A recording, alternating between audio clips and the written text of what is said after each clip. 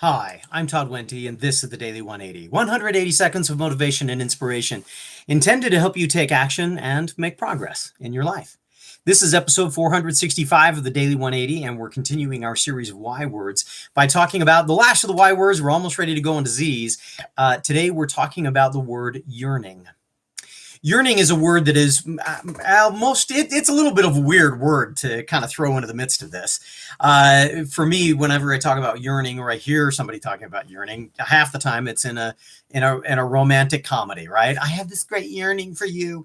And as a result, whenever we talk about it, it's a little bit uncomfortable, perhaps, for some of us at least.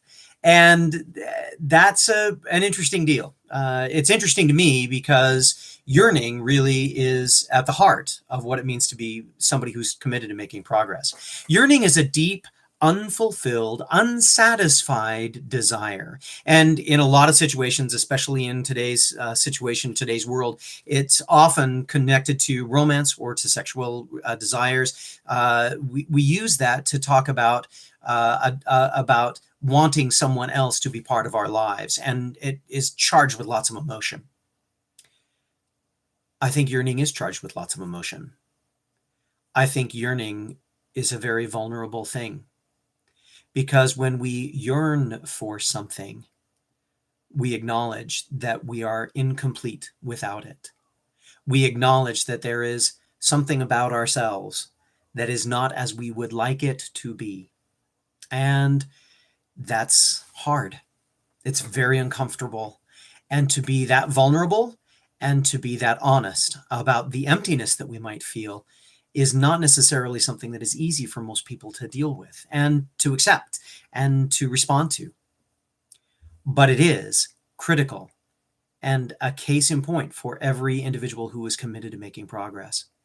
If we do not feel deeply that there is something more that we need to pursue, that there is something more that we need to do, something more that we need to be able to perform at, some greater level or some greater contribution that we need to give as a result of the efforts that we make, then we really don't feel like we have to make much progress.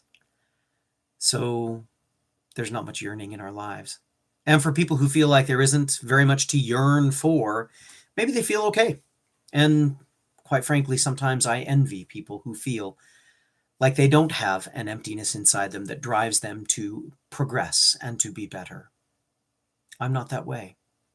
I yearn. And that is part of what keeps me moving forward. I hope you yearn, and I hope you can find the courage in yourself to be honest about the emptiness that you feel that drives you to make progress.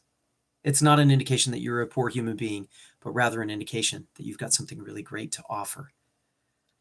I hope this has been useful. If it has, share it with somebody else and try and help them discover something else and help them discover the Daily 180 so that we can have more people go with us on this journey. In the meantime, this has been the Daily 180. My name is Todd Wente. Go forth and conquer. We'll see you next time. That was none of what I